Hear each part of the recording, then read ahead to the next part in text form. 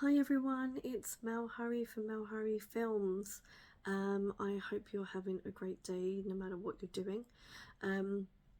So today I wanted to really kind of take to social media to talk about the importance of having a backup plan or contingency plan, or just having a plan A, plan B, and sometimes even plan C. So when I was working on actually both of my productions, my first one being Maybe It's Not, and then of course How It Is, which was now, both of them were like 2 years ago, so wow, time has really flown. So if I talk about my first project, Maybe It's Not, that finally came into fruition after so many years, after dealing with a lot of imposter syndrome and a bit of a block in terms of my creativity. So one of the things that was important to me was to make sure, obviously, that the project happened. The project actually happened, and that and also it was creatively done as well. I mean, there were simple projects; they weren't difficult at all, especially the first one. So, a key thing of that particular contingency plan and backup was around actors. So the original issue was that, first of all, it was in COVID, so we were in lockdown. Trust me, to get the momentum to actually film during lockdown, like perfect timing.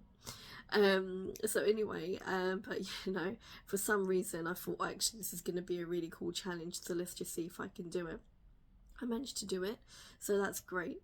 So the backup there was around actors, because I'd originally casted an actor who unfortunately was unable to do it due to relationships that wouldn't allow him to talk to other people, even though it was a virtual acting gig. Anyway, yeah, personal situations can get involved, so this is why you have to have a backup.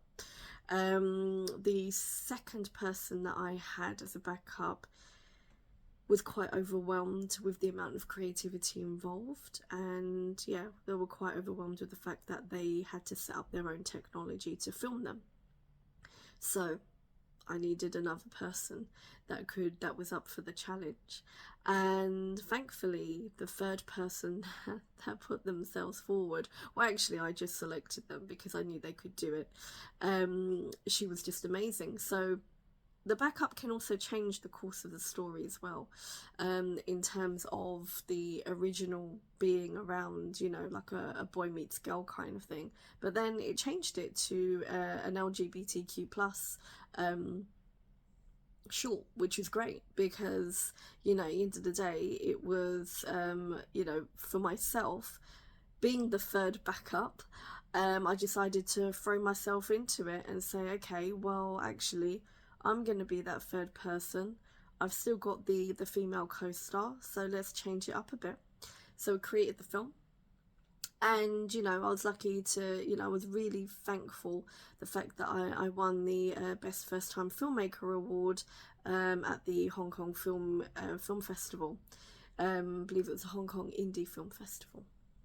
So that was a huge accomplishment for myself, especially because there were so many backup plans to that particular short. When it came to How It Is, that was a little bit more complicated and more complex, because I was dealing with a multicast project with multiple locations, and again, and it was a very, very, very tight budget. So again, it was about making sure that I was being very savvy with the budget, ensuring that the locations were perfect enough, so if we were to reshoot or we were to go a little bit longer, we had flexibility. They were in really good areas that you could do some other bits of filming. So again, it's about trying to make sure you're efficient, and you can kind of cross film different scenes. So that was another thing as well.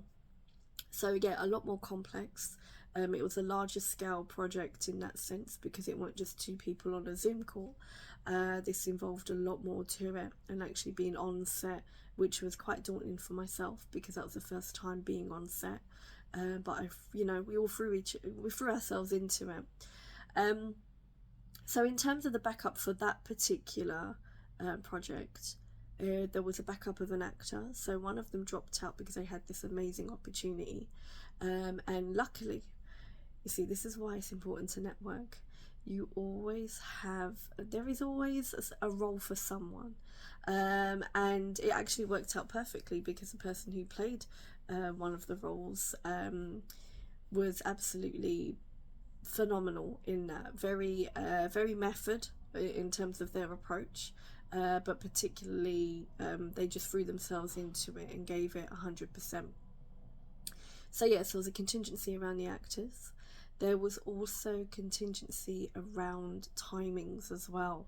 So at certain aspects, it was just making sure that the location or location manager or whoever you're hiring the venue from, that they were flexible enough to say, yeah, actually we don't have a booking for that day, or we can extend it by an hour or 2 hours or whatever.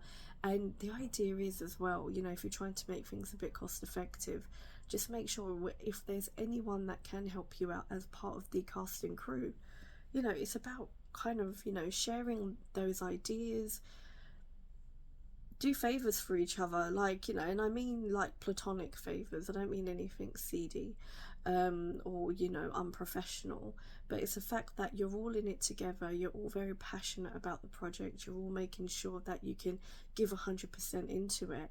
So for example, one of the scenes was actually done at one of the actresses' house, so it worked out perfectly because I said, actually, some people are going to be away, why don't we use our place? And we used it, and it worked out nicely. It was amazing. Not only was it cost effective, but also it just kind of helped with having those backup plans, because otherwise you're spending so much, and and we all know that it's not cheap to make a film. So this is why I wanted to talk about having a backup plan, and also timings of actors. So we had a couple of incidences which were quite funny. One person got lost, couldn't find the place, ended up going to a different establishment. I think if they listen to this short, they'll know what I'm talking about, and that was just hilarious at the time. And also now thinking about it, it's like, one of those things about communication is making sure that call sheets are correctly labelled, and and again, these are all lessons learned for everyone. So it's like cast, crew, we all learn our lessons from it. And then also the fact is that delays will happen. Some people might be travelling for public transport, not everyone has access to a car, there's going to be delays. Things may happen, emergencies may come up, and that might delay someone for a couple of hours or something, and then therefore they will have to delay a little bit. So what am I talking about here? Backup of location, backup of actors, backup of times, flexibility, especially on location. So that's already 3 things there. And also just a backup of your crew members as well. So I had a couple of people that had to drop out, runners that weren't able to make it due to health reasons, but also availability. And then one person had an emergency. So the important thing here, if I haven't said it already, have your backups. Maybe have 2 or 3 people as backups. If you think about like the theatre or or Broadway, if you're in the States, you have your understudies. It's exactly the same thing. It's the same for your crew members. You need to have people that are able to replace the other person if your production has to be on those set dates. Of course, if you've got flexibility around it, you may be able to work with the other crew members, because the original team is always nice to have. I mean, I loved everyone on set. They were just absolutely brilliant and so positive. But the main thing is if you haven't got that flexibility of moving dates around or anything, and it has to happen, which we know major production has to have things done on those sets. Have your contingencies. If you don't have contingencies, your project, whether that's film or whatever project you're running, is not going to go well. You need to have a backup plan. So so I hope that's helped. I hope it's kind of given you some advice and a bit of insight into, again, I'm giving personal professional information as to what I went through, and what I know will continue to happen on all productions that I'm going to be involved in. But yeah, so I wanted to make sure that you had a bit of advice, knowing that you're not the only one as well. But also, if this is your first production, or you're moving into filmmaking or moving into a creative project, I'm hoping that this will help you. Again, I run workshops talking about this, looking at practical tips. I'm also running a workshop on imposter syndrome, and also another one that's coming up in June will be around respect and well-being in the film and media industry.